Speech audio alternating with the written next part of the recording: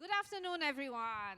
I'm so happy to welcome you to the CSAIL Dertouzos Distinguished Lecture Series. My name is Daniela Rus. I'm the director of CSAIL, and I'm really happy to see all of you with us today.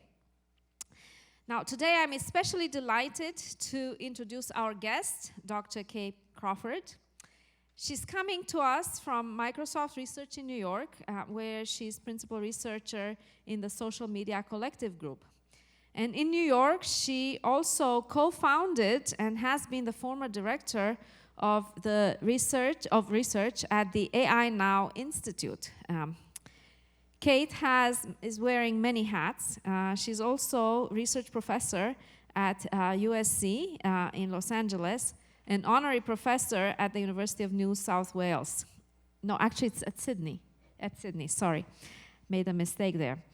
She received her PhD from the University of Sydney and is honorary professor there. Now, Kate is an accomplished writer, journalist, and musician. She wrote for the Sydney Morning Herald, the main paper in Sydney, and she also wrote for Foreign Affairs. And she was part of the Canberra electronic music duo Big Tech, and released several albums between 1998 and 2003. Her latest book is called Atlas of AI and won the Sally Hacker Prize from the Society of the History of Technology and was named one of the best books in 2021 by New Scientist and the Financial Times. Wow, Kate, how do you do all this?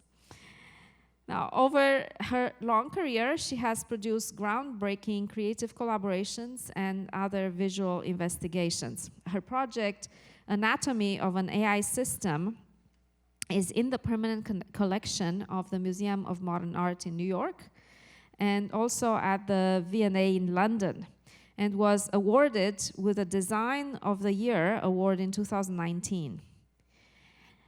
Now, I greatly admire Kate's ability to be such a brilliant and visionary thinker, artist, and writer, and yet she maintains such a down-to-earth warmth. And we are very honored to have Kate here today to hear her thoughts on how researchers and responsibilities should come together around generative models. Let's give her a warm CSAIL welcome.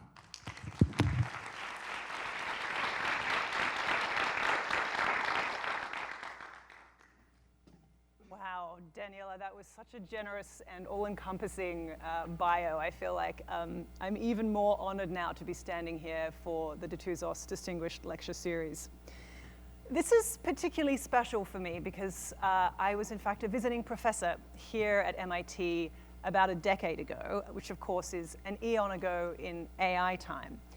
But because of that, I'm going to do something a little nostalgic, and I'm going to take us back in time even further to a watershed lecture that was given here at MIT in 1985, to be precise, and released in 1986. This is Hal Abelson of CSAIL and his Structure and Interpretation course.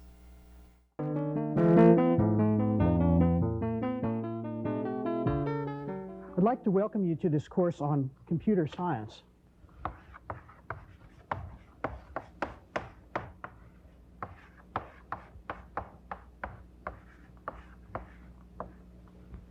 Actually, that's a terrible way to start. Computer science is a terrible name for this business. First of all, it's not a science. It might be engineering, or it might be art. Or we'll actually see that computer, so-called science, actually has a lot in common with magic. And we'll see that in this course. So it's not a science. It's also not really very much about computers. And it's not about computers in the same sense that physics is not really about particle accelerators. And biology is not really about microscopes and petri dishes. So I think this is an absolutely captivating way to open a course. But I'd like to suggest it's also a very insightful moment about this hybridity at the heart of computer science. It's right there, of course, in its name. Now, Hal speaks to three issues that I want to touch on tonight. First, the observation that computer science is more like engineering or art, rather than a science per se. Second, Hal rightly notes that this isn't really about computers either, and we're going to see why that's the case. But at the same time, a particle accelerator or a petri dish will shape the kind of data that you collect about the world and how you will understand it. And likewise, the current techniques for how we create machine learning produces particular ways of understanding ourselves and our planet. Or, in the words of the historian of science, Peter Gallison, technical approaches are a way of coordinating the observer with the thing observed. It is ultimately a truth-making practice. And we're going to see how that type of truth-making can be fraught tonight. And finally, Hal points to this core question of how this can feel like magic. And I'm going to turn to that first, because magic is having a moment right now in 2023. I'm going to call this the generative turn. As I'm sure everybody in this room is well aware, last week, Google, Microsoft, and OpenAI all made major announcements about including generative AI into their entire product suites, from search to Word to PowerPoint and so on. These experimental models are about to be scaled to a global audience, which means that billions of people are about to engage in writing, searching, and making images in different ways. Now, several people in this room have contributed to the algorithmic advances that made this possible.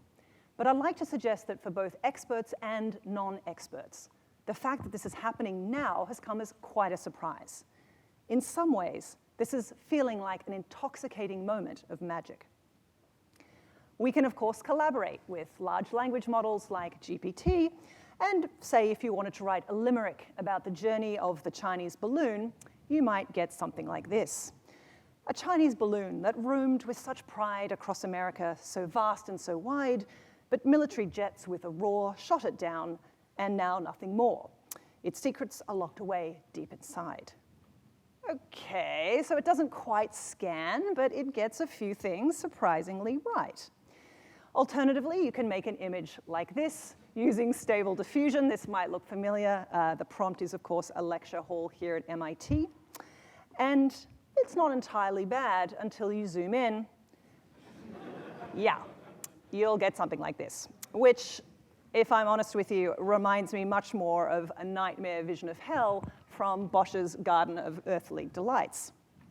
But this is also interesting, because it's in these moments where the magic breaks down that I think we can tell that a different model of reality is operating here. Now, we're already witnessing this belief that generative AI is at once magical and a general purpose tool. That is, it can be applied anywhere. And there are people who are using this tool right now to write news articles, thank you CNET, and of course, contest parking tickets, thanks to Do Not Pay. Yet, as we also know, in the same week that Google demoed its chatbot Bard and Microsoft did the soft launch of Bing Chat, we have seen multiple factual errors and pretty weird responses. Speaking to the New York Times, Sam Altman of OpenAI said, "ChatGPT is a horrible product." And I quote, "No one would say it was great or well integrated yet." Nevertheless, many people are adopting generative AI and directly applying it to things like the healthcare system, criminal justice, and education. So I would like to suggest there are some traps here. Firstly, the experience of AI as magical can be a very powerful one, and people have noted this phenomenon for decades.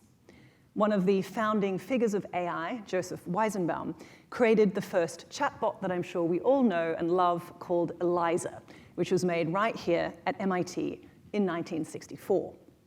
Now, Eliza just used pattern matching and fairly simple scripts to simulate a conversation, but she managed to be convincing to so many people, including Weizenbaum's own secretary. He wrote this following phrase in his fantastic book, Computer Power and Human Reason, in 1976. "Extremely short exposures to relatively simple computer programs can induce powerful delusional thinking in quite normal people." End quote. Well, this phenomenon has only grown stronger over the years. The historian Alex Campolo and I researched this and have described it as a type of enchanted determinism. This belief that AI systems are somehow both magical and supernatural, yet are capable of making unbiased, deterministic predictions and claims without human intervention. But while enchanted determinism is very common in the AI discourse, it's nonetheless quite problematic. Because when AI feels like magic, then it can stop us from making a more critical assessment. How did you get this answer? What was the source? Why did it produce this image and not another? I think in some ways, the shock and awe of the generative turn is actually making us somewhat dazzled and less likely to ask the hard questions about what all of this really means. But I'd like to suggest that hard questions are exactly what we need at this time in history. So for my latest book, Atlas of AI, I wanted to look behind the AI magic to see how AI is made in the fullest sense of that word. That meant conducting a wide-ranging study of the three core components of AI: data, labor, and natural resources.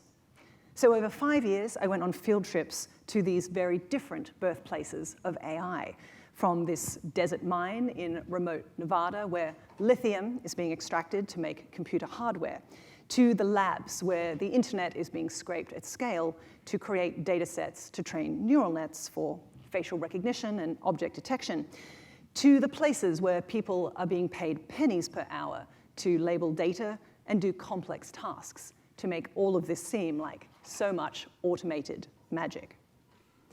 So tonight, I want to take you on some of these investigations of mapping artificial intelligence in order to show you a full anatomy of AI. Now, for example, one of my early projects on the material conditions of artificial intelligence production was a collaboration with Vladan Jola, this one here. We aimed to visualize the life cycle of a voice-enabled AI system. So after a 2-year research project where we looked at everything from mining in the Congo and China through to the data processing practices at Amazon through to the distributed online labor platforms, we produced this very large-scale map to illustrate all of those resources that go into making a single Amazon Echo. And it's by doing projects like this that have led me to believe, if I may adapt what Hal rightly said in 1985, that AI is neither artificial nor intelligent. Rather, it is a profoundly material set of interrelated technologies that depend on all of these resources, minerals, energy, and human labor, all along the supply chain. It is a massive logistical operation that spans the planet. And we are all extremely susceptible to believing that these systems are autonomously intelligent, when in fact, they certainly are not. So tonight, I want to take you on a tour to look for ground truth in AI. We're going to have 4 parts. We'll start with training ground, and certainly the histories of data that brought us to where we are right now. Then slippery ground, to look at the instability in the foundations of current techniques and the ways that human labor is being used to prop them up. Then we'll consider polluted ground, the environmental consequences of planetary scale computation. And finally, we'll consider generative AI in particular. What happens to ground truth in this new era? Now, threaded through all of this, you're going to be hearing a call for a political ecology of AI, by which I mean an understanding of how the relationships between how data is used as ground truth, the social and environmental consequences, and its ultimate effects in the world. So first, what is this concept of ground truth anyway? Well, the earliest use of this phrase takes us back to the 1800s, where it was a theological term for truth that is grounded on the earth, which is to say the experience of humans as opposed to the truth of God. But it was most strongly adopted in military aerial reconnaissance in the mid-20th century. Capturing ground truth was a project that was hotly pursued by the CIA and the US Air Force in their first reconnaissance satellite program in 1959 called Corona. Now, ground truth here meant literally making direct observations of the Earth, speaking literally of the ground itself. But in the last 50 years, this term has been enthusiastically adopted in computer science, where it means something completely different. Now it refers to a data set used to train an algorithmic model to identify patterns in the world, thus its name. Once it's used to build a model, testing data is used to assess if the model can make accurate predictions, to compare its similarity to original ground truth data. So in this sense, as we all know, data sets can be filled with anything: images, words, sounds, policing records, demographic information, and geolocation data, depending on the task at hand. But importantly, it is the substance from which machine learning models make meaning, and so it matters. Some of the most well-known data sets today, whether that be ImageNet or Lion or Common Crawl, were created by scraping the internet. And unlike military satellite images, these dragnets of data are not being calibrated against an external reality. And because these sources are being scraped without, let's say, a standard of quality, or without any context about where they came from or what they originally meant or were for, serious problems are emerging. These data sets are becoming, if you will, ungrounded from external reality. Now, I'm going to give you an assignment. You've probably all had similar things like this. This is a classic from Computer Vision 101. Build a system to classify what a dog is versus not a dog. Now, to many of you, this is going to seem overly basic and certainly a solved problem. But in fact, there is no Platonic form that will dictate these decisions. These are really subjective questions. For example, have a look at these images. So, which ones would you classify as a dog? Do wolves count? What about cartoon dogs? Do toy dogs count? What about prairie dogs? There are obviously no universally right answers. The data set, in effect, becomes a series of truth claims. Now, this process is called ground truthing, the process of making data materials into the foundation of a technical model. But I'd like to suggest that from the very outset, this is a human, subjective, and cultural construction. One of the most popular textbooks in computer vision puts it this way: compared to other topics in computer science, little formal or analytic work has been done to guide the creation of ground truth data. In general, all we have is that the size of the training data set is key to its accuracy, and therefore, the larger, the better. So what you might hear in that is that training data gets its authority not from calibrating to external measurements or realities like a satellite tracking the planet, but through scale. So the story goes, the bigger it is, the better it is. But I think this raises profound social and political questions, because what we count as ground truth matters. And right now, the generative turn is conducting a massive global experiment on the world's population to see if this approach of bigger is better will actually work. So let's look back into the history of one of the most influential labs that really pioneered this technique. And it begins here. This is IBM's Continuous Speech Recognition Lab in the 1970s. Now, at this point in the history of AI, knowledge systems, or so-called expert systems approaches, were in fashion. That meant modeling human language production and perception, and then trying to teach computers grammatical principles and linguistic features. But this all changes in 1972, when a man called Fred Jelinek is hired to basically lead this new group. But instead of taking this human approach, this expert knowledge technique, Jelinek believed in a data-driven approach. And in an excellent study of this group by the Stanford professor Xiaocheng Li, she looks at how he began to use statistical approaches about how words would appear in relation to another. Now, Robert Mercer, another key figure in this group, you may also know him now as the reclusive billionaire who funded both Donald Trump and Cambridge Analytica, coined this phrase when he was working in the lab: there's no data like more data. But here's the problem. Natural speech data was actually really hard to come by at this time. And they tried everything. They tried IBM technical manuals, children's books, patents, And none of it worked. It didn't sound like natural speech, and there simply weren't enough words. But then they hit the jackpot. It was an enormous federal antitrust suit against IBM. The proceedings went for 13 years. They called 1,000 witnesses. And most companies would say this was a disaster. But for this group, they managed to get this extraordinary corpus of 100 million words. And that was how they started to get results. So, as Lee explains, this is emblematic of an approach that would continue for decades, the reduction of context to data, meaning to statistical pattern recognition. The aim was to strip away human expertise in preference for probabilistic techniques. Now, what is interesting about this is the approach was chosen because it was deemed to be quicker and it could scale. There's an apocryphal joke that Jelinek apparently used to tell the lab, and he'd say, every time I fire a linguist, the performance of our speech recognition system goes up. So there you have it. This is the genesis of the statistical turn, or the move away from computers being trained to understand us, to programming them to use data to predict us. Now, we see the same philosophy behind things like ChatGPT, and as you can see, even the owners are concerned that it has significant problems. As we know, one of the supposed training sets, none of this is confirmed because they won't tell us, but we believe that one of the training sets behind it is Common Crawl, which was basically taken from 60 million websites, from mainstream sources all the way through to Reddit, fanfic, pornography, extremist blogs, and teen chat forums.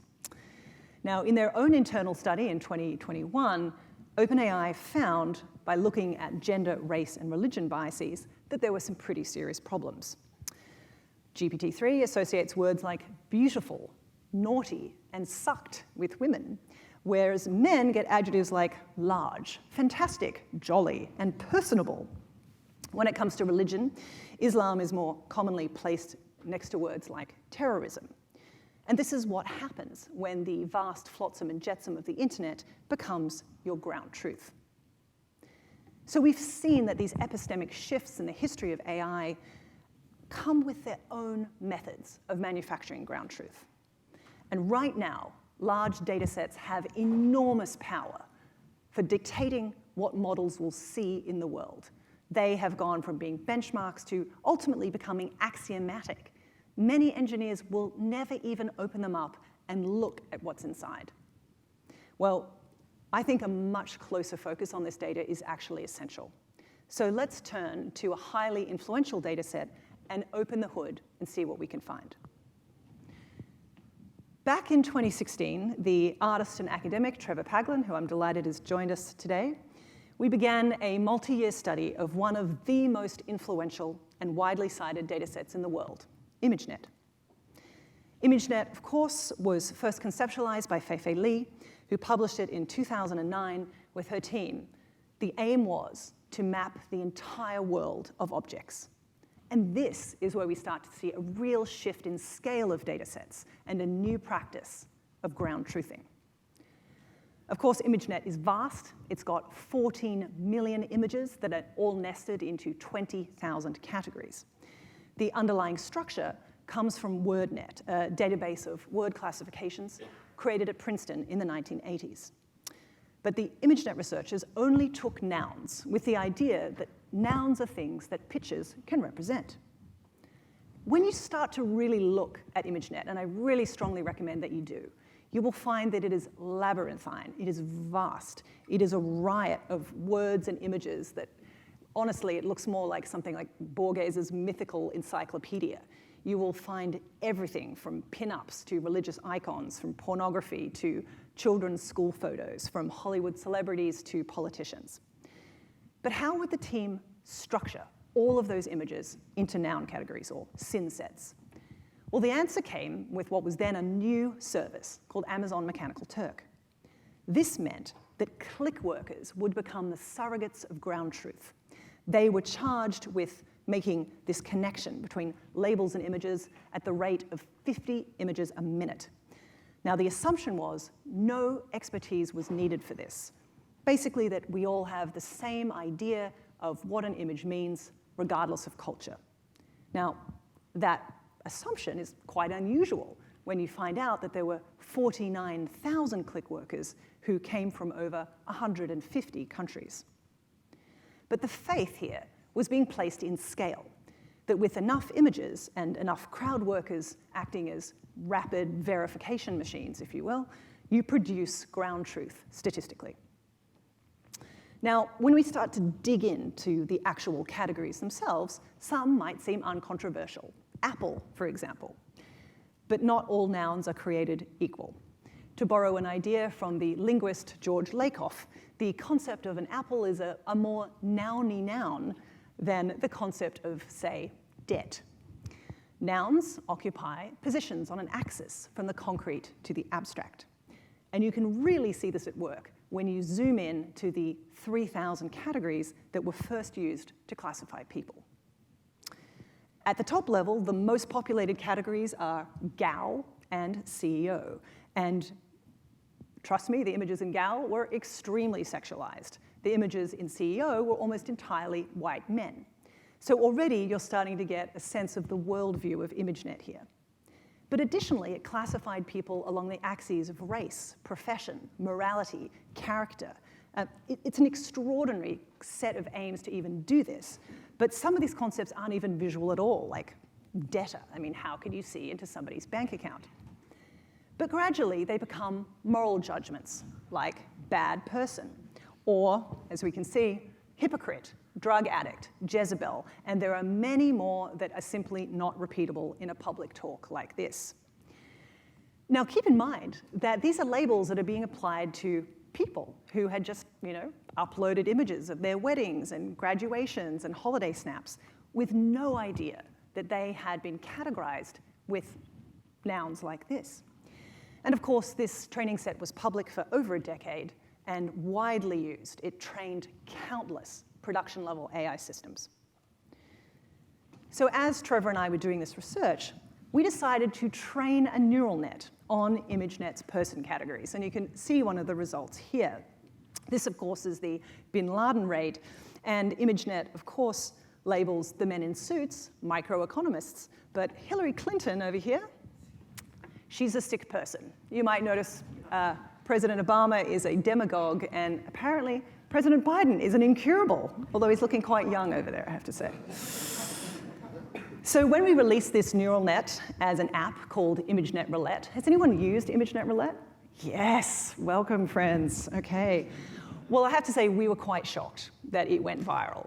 There was a moment where we were getting basically 1 million images a day coming into the servers. We had to get people to come and help us actually keep the servers up as people tested everything from selfies to paintings to historical photographs.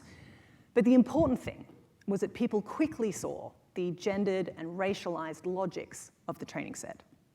And to their credit, the ImageNet team also saw this and decided to remove 600,000 of its images and then deleted the old version of the training set. They've now released a new one along with this paper.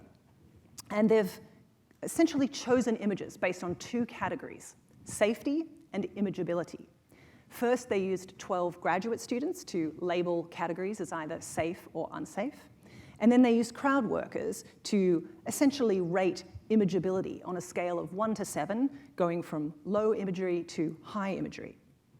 Well, this is certainly a very new approach, but I would suggest that it opens up ever more slippery questions. Of course, this concept of imageability is very subjective, and it certainly doesn't come from any of the disciplines that study images like art history or semiotics. And secondly, what constitutes a safe choice when you are classifying people? When is that okay? And I think in the metaphysics of ImageNet, you can see how this starts to come apart. Terms like builder or flight attendant will be ranked as safe. But if it's all white men in one category and Asian women in another, we start to see the core of the problem. In fact, there are no neutral categories in ImageNet because the selection of images will always intersect with the meaning of the words. What that means is that politics are baked into our classificatory logics. And in this sense, What ImageNet did by removing entire noun categories has itself now shifted with this new approach of generative models like DALL-E. Because right now, the data sets being used today are dramatically scaled up. Of course, Lion 5B is about 100 times larger than ImageNet, and this is what's being used to train Stable Diffusion. It has 5 billion image and caption pairs, but even at this scale, it doesn't solve these core epistemic problems.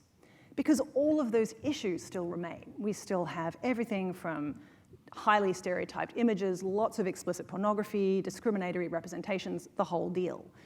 But here, the approach has been to focus on post hoc filtering.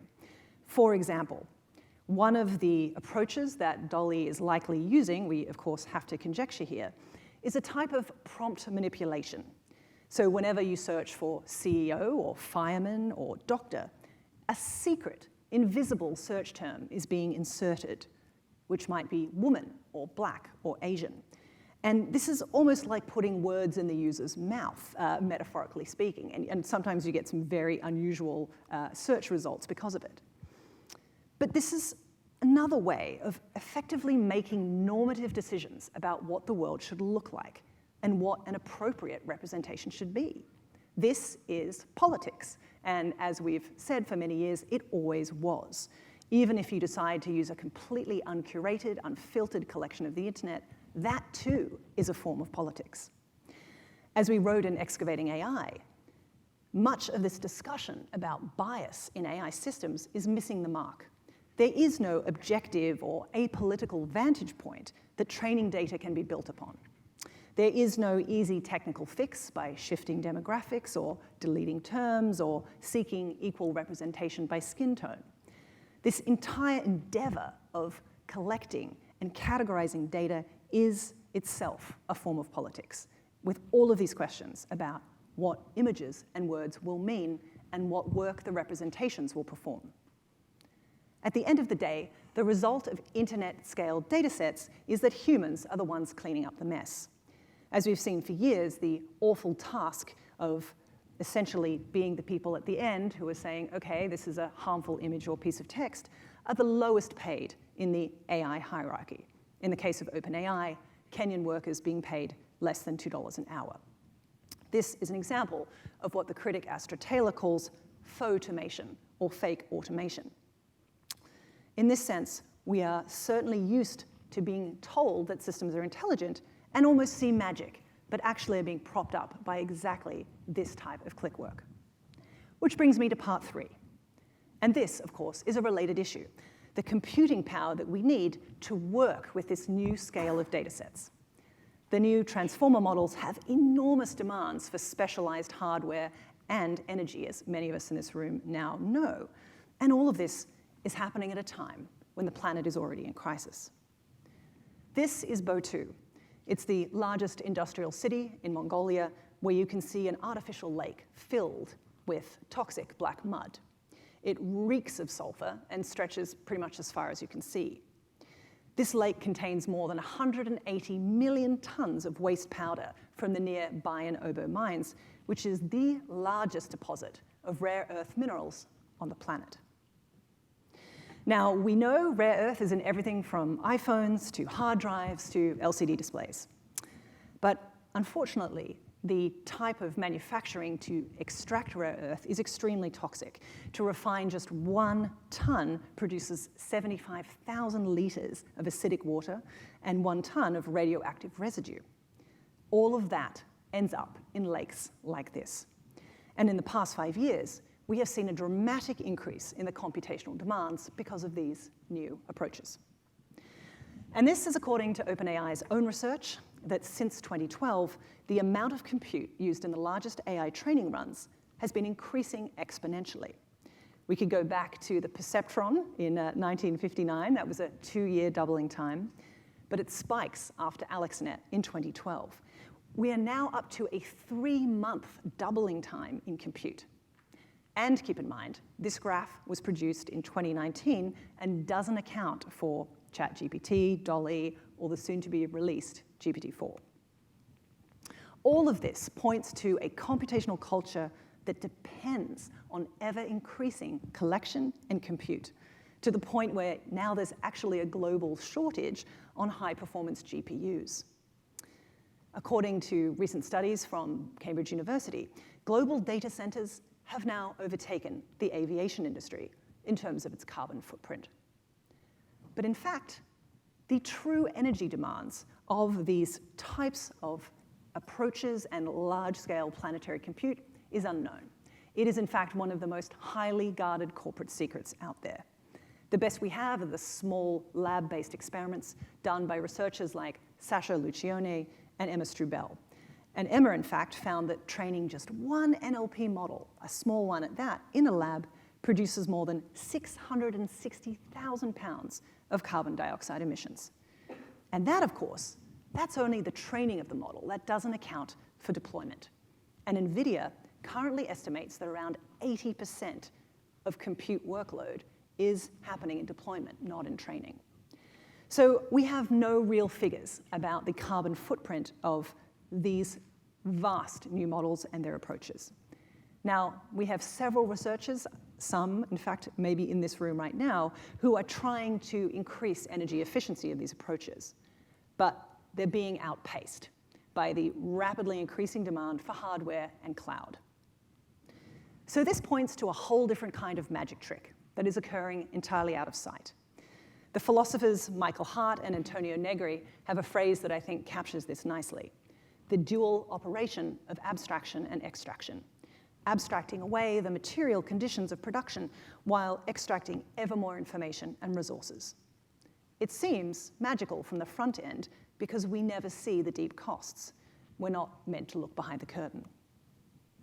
From the perspective of political ecology, then, we can see how these data, labor, and environmental challenges are in fact tightly interwoven. We need to think about them together. Ultimately now, we are seeing a breakthrough new moment in AI, but that at the same time risks social, political, and environmental harms. And this, of course, is where I want to be thinking about generative AI with you tonight. Now, as we know, this is looking to be one of those extraordinary shifts where these tools will be affecting almost any industry you can think of. And depending how you look, this is either a moment of extraordinary expanding creativity and convenience, or it is going to be creating lasting negative consequences for marginalized groups and for the planet's health. Or if you're like me, you might think both outcomes are currently looking pretty likely.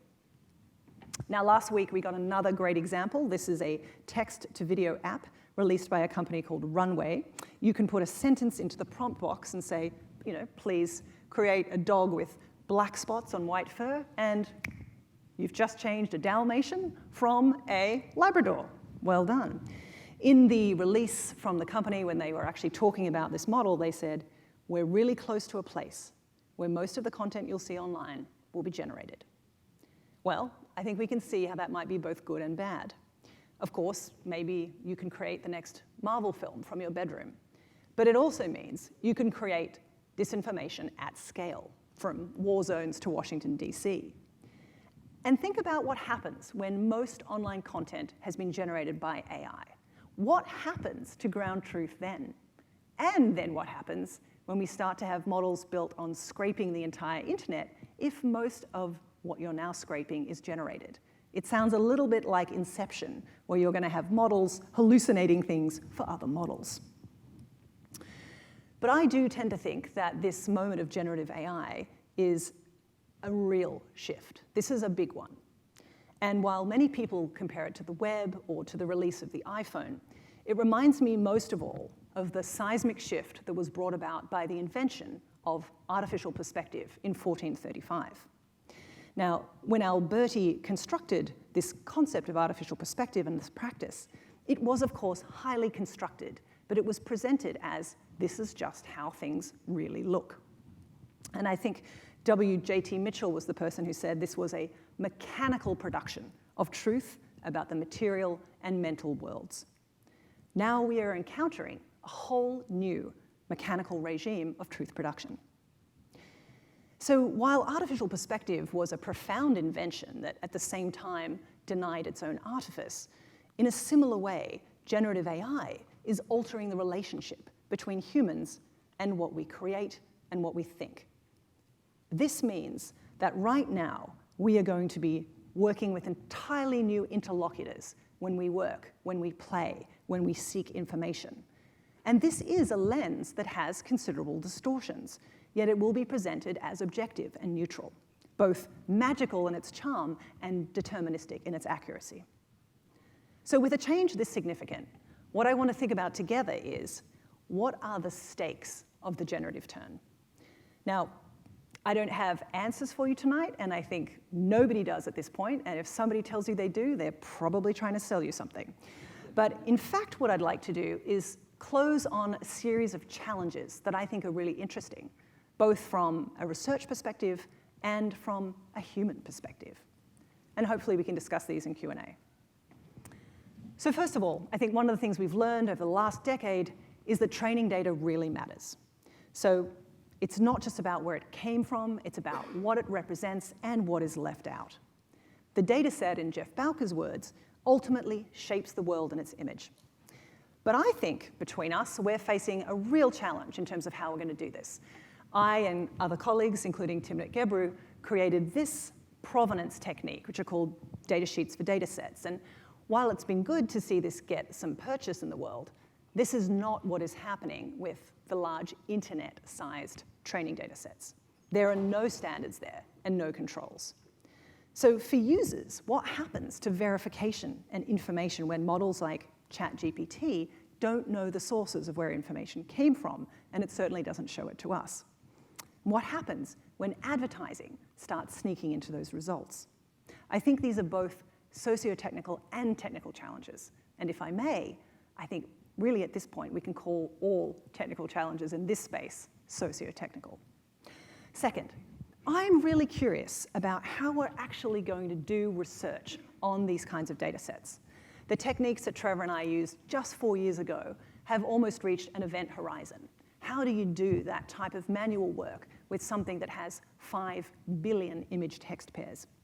So obviously this is another great space where machine learning could actually start to create tools to do investigations. We're also starting to see tools like this, stable attribution, trying to assess what kind of core images were being used to create an image. And we're also trying to release ways of thinking, interdisciplinary ways of thinking about the generative turn. This, for example, is a new publication that we released just last week. It is a critical field guide to working with machine learning training data sets. And for me, I think it's really important to find ways to think together thoughtfully and intentionally about how we start to use these data sets.